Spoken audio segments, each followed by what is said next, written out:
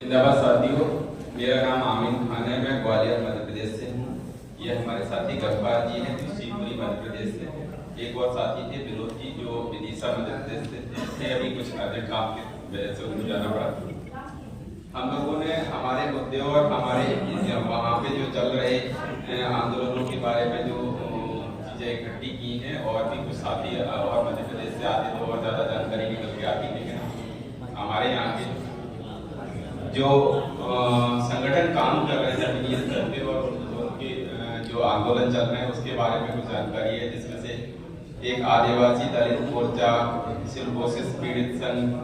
एकता परिषद, बंधुआ मुक्ति मोर्चा, जिंदगी बचाओ आंदोलन, आदिवासी मुक्ति संगठन, सब समाज सेवा समिति, ये संगठन काम कर रहे हैं और मुस्लिम अल्पसंख्यक संगठन करके संगठन है जो काम कर रहे हैं।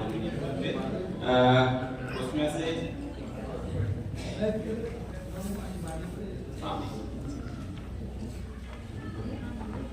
मुद्दे हैं हमारे यहाँ जिन पे काम किया जा सकता है और मैं जो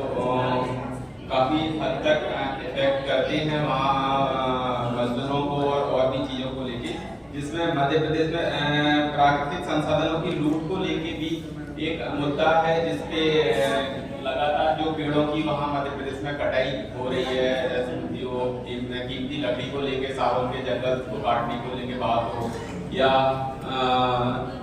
भूमि के लिए बड़े बड़े जंगलों को साफ करने का जो इशू है, जिसमें अभी ग्वालियर के समीपवर्ती एक बड़ा इलाका है, वहाँ पे पूरा का पूरा जंगल साफ कर दिया ग्वालियर शिवपुरी के बीच में। वहाँ पे आंदोलन निकल के आया और मैं काफी उस पर शासन को भी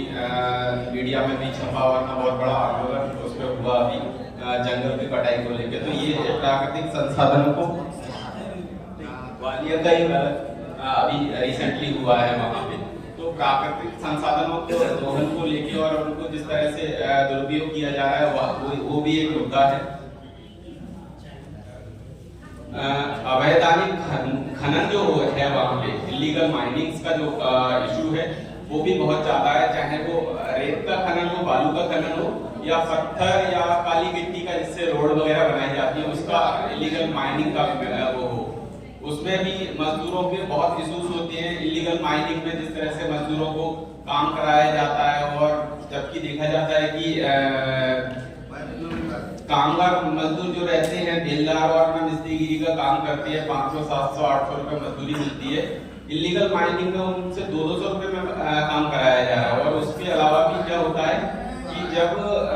शासन के द्वारा केस रजिस्टर किए जाते हैं तो जो काम करने वाले होते हैं उन्हीं के ऊपर केस रजिस्टर कर दिए जाते हैं, क्योंकि मालिक वहां पर मौजूद ही नहीं रहता। इलीगल माइनिंग कराने वाले व्यक्ति गांव के किसी व्यक्ति को एक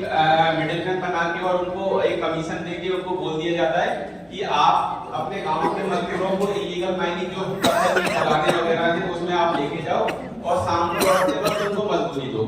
और उनका भी एक कमीशन फिक्स रहता है। मालिक कोई और होता है, मजदूरों को ये नहीं पता होता कि उनका मालिक कौन है जो उनको पैसे भेज रहा है, बस वो इलीगल माइनिंग में लगे रहते हैं। ऐसे भी हमने केसेस किए हैं, इनकी बेल्स कराई है हमने कोर्ट से कि उनके खिलाफ केसेस रजिस्टर्ड हो गए बल्क में, कि इतने सारे लोग वहां पे खदान में पत्थर तोड़ रहे थे और उनके ऊपर केस फाइल कर दिए। तो अवैध खदानों का जो काम है वो भी बहुत बड़ी एक समस्या है वहां पे। बंधुआ मजदूरी का बहुत लंबे समय से चला आ रहा है, लेकिन ना मध्य प्रदेश में बहुत इशू है अभी भी बंधुआ मजदूरी का। जो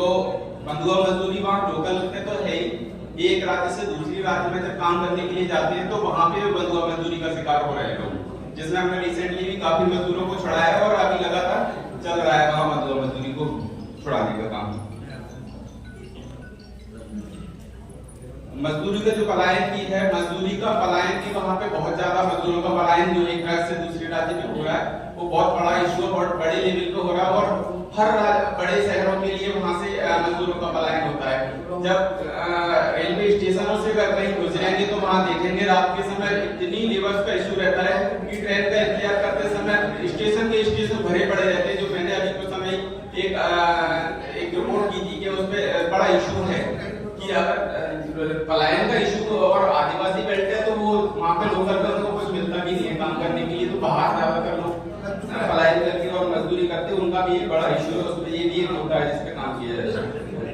वन अधिकार कानून को लेके भी बहुत इशू हैं जिनमें उनको उनके राइट्स नहीं मिल पा रहे हैं वन्यजीव कानून को लेके, तो ये भी हमारा वहाँ पे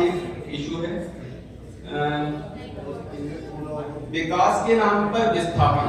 मध्य प्रदेश में विकास के नाम पर विस्थापन एक बड़ा इशू बन गया है। वहाँ पे हर जगह ये चीजें हो रही है, जहाँ डेवलपमेंट हो रहा है, ग्वालियर ले लो, जबलपुर ले लो, इंदौर या भोपाल की बात करें तो वहाँ पे क्या ना जैसे स्मार्ट सिटी का इशू चल रहा है आजकल ग्वालियर में, तो वहाँ बहुत ज्यादा इलेक्शन हो रहा है, बहुत सारी बस्तियों को भी तोड़ा जा रहा है, स्ट्रीट वेंडर्स के साथ बहुत बदसलूकी की जा रही है, उनके लिए कानून होने के बाद भी उनका बहुत बड़े लेवल पे इलेक्शन किया जाता है और ना कोई सुनने वाला नहीं है। तो ये भी इशू है वहाँ पे, जिन मुद्दों पे हम लोगों ने काम भी किया है और भी उन पे काम करने की जरूरत है। गिग वर्कर्स का तो पूरे भारत में आजकल जैसा देखा जा रहा है कि गिग वर्कर्स का इशू है, तो उस पर भी एक मुद्दा है कि वहाँ पे काम करने के लिए है, तो हम लोग इस पे काम करेंगे। शुक्रिया। शुक्रिया साथियों, मुझे लगता है कि हम लोगों ने जो सुबह बातचीत की थी लंच से पहले आपस में और मुद्दे बनाए थे, उस पे हमने अपनी बात पूरी की है और किसी राज्य के साथी का कुछ छूटा नहीं है मुझे लगता है कि, और हम लोग अब आगे का सत्र मैं साथी से चाहूंगा कि वो इसको संचालित करें।